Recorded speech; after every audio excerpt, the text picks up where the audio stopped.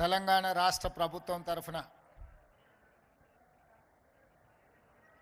హైదరాబాద్ నడిబొడ్డున ఎల్బీ స్టేడియంలో క్రిస్మస్ పండుగ కార్యక్రమాన్ని ఏర్పాటు చేసి ఈ కార్యక్రమానికి నాతో పాటు మంత్రివర్గ సహచరులను, ప్రభుత్వ సలహాదారులను, శాసనమండలి సభ్యులను, శాసనసభ్యులను, క్రిస్టియన్ సమాజంలో గొప్ప వ్యక్తులుగా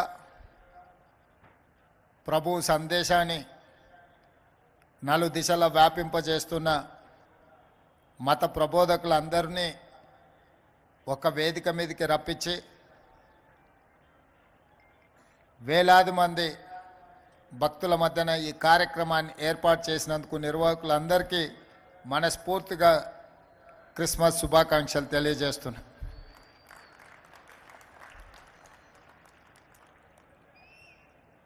డిసెంబర్ నెల మిరకల్ మంత్,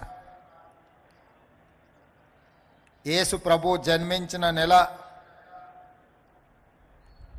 తెలంగాణ రాష్ట్ర ప్రకటన డిసెంబర్ నెలలో ప్రకటించడం ద్వారా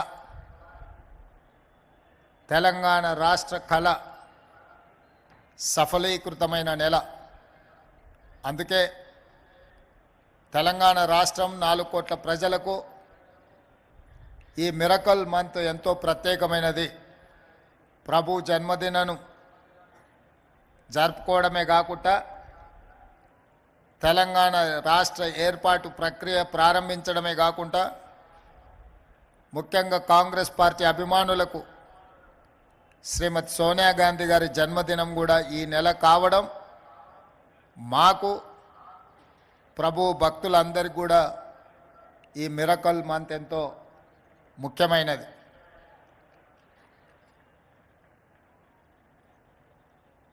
క్రిస్టియన్ సమాజం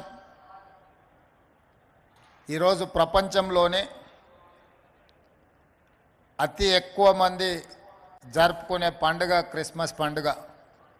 ఈరోజు ప్రపంచంలో అత్యధికంగా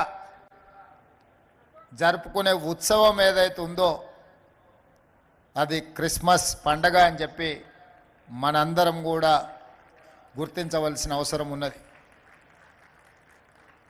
ప్రభు ఒకే మాట చెప్పిండు, నిన్ను నువ్వు ప్రేమించుకున్నట్టుగానే నీ పొరుగు వారిని కూడా ప్రేమించమని. ఇందులో సంపూర్ణమైన సందేశం ఉంది. మానవ సేవనే మాధవ సేవ అని ఏ విధంగా అయితే ఉన్నదో, సర్వజన సుఖినోభవంతు అనే సందేశం ఉన్నదో, ప్రభు ఇచ్చిన సందేశంలో నిన్ను ప్రేమించుకున్నట్టుగానే నీ పొరుగువారిని ప్రేమించు అనే సందేశంలో అన్ని అంశాలు సంక్షిప్తమై ఉన్నాయి.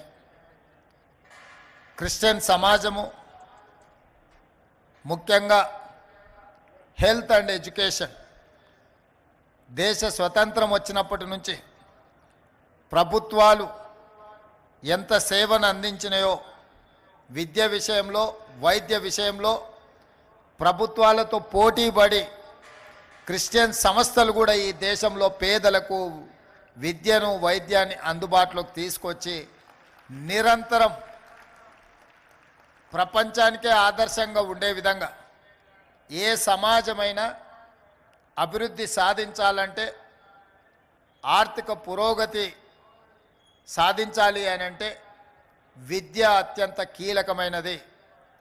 ఈరోజు మీరు ఎక్కడికి వెళ్ళినా, ఏ ప్రాంతానికి వెళ్ళినా క్రిస్టియన్ ఎడ్యుకేషనల్ సొసైటీస్ అందిస్తున్న సేవను ప్రభుత్వంతో పోటీపడి అందిస్తున్న కొన్ని సందర్భాలలో ప్రభుత్వంలో ఉండే విద్యా సంస్థల కంటే కూడా క్రిస్టియన్ సంస్థలు నిర్వహిస్తున్న విద్యా సంస్థలు నాణ్యమైన విద్యను అందిస్తున్నది. నిష్ణాతులైన విద్యార్థులను ఒక బాధ్యత గల పౌరులుగా తీర్చిదిద్ది ఈ సమాజ నిర్మాణంలో వారు భాగస్వాములై ఆదర్శంగా నిలబడ్డారు.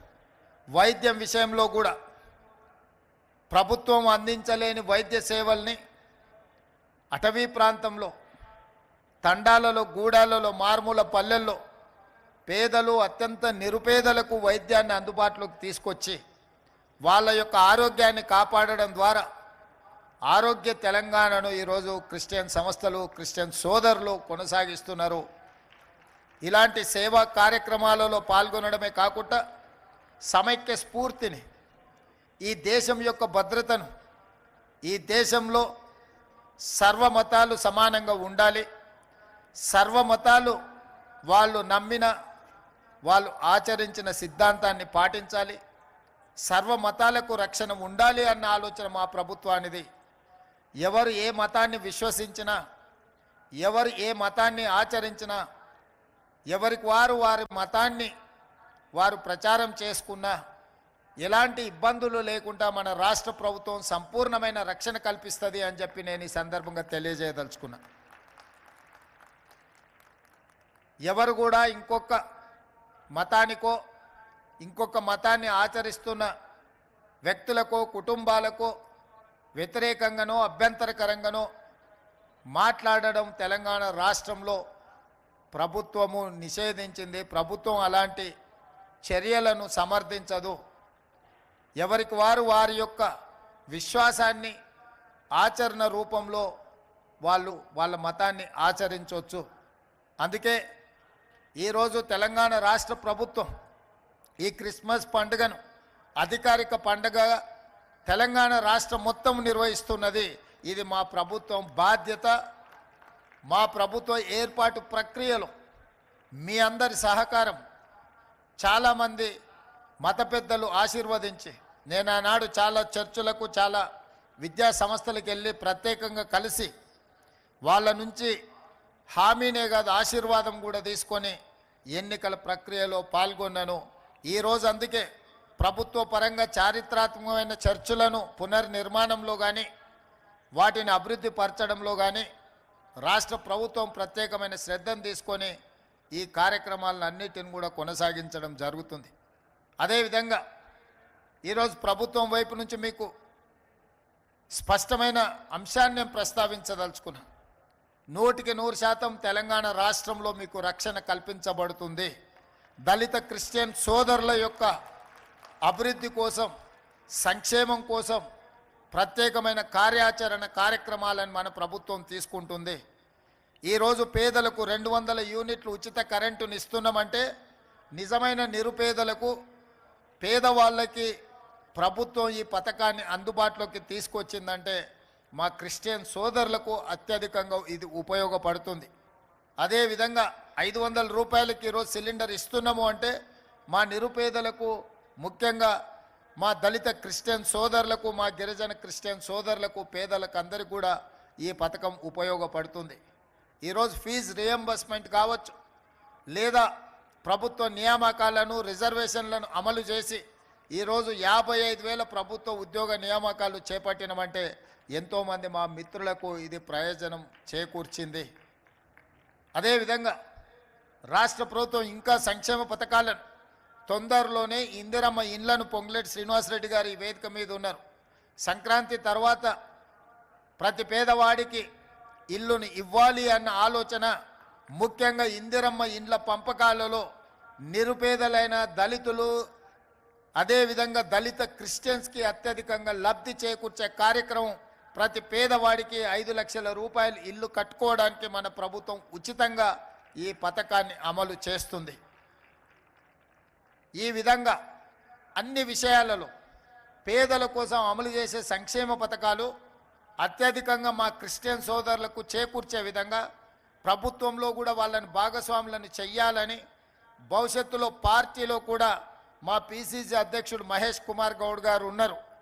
వారికి ముఖ్యమంత్రిగా కాంగ్రెస్ పార్టీ అధ్యక్షుడికి నా విజ్ఞప్తి, మీరు ఏర్పాటు చేయబోయే పిసిసి కార్యవర్గంలో ఖచ్చితంగా క్రిస్టియన్ సమాజానికి సముచితమైన స్థానాన్ని, హోదాలను కల్పించి పార్టీలో వాళ్ళ భాగస్వామ్యము, వాళ్ళ కోట, వాళ్ళ హక్కు వాళ్ళ కోసం కేటాయించాలి.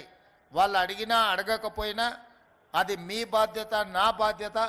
మా క్రిస్టియన్ సోదరులకు కాంగ్రెస్ పార్టీలో సముచితమైన స్థానం కల్పించాల్సిందిగా పిసిసి అధ్యక్షుడికి కూడా నేను విజ్ఞప్తి చేస్తున్నా.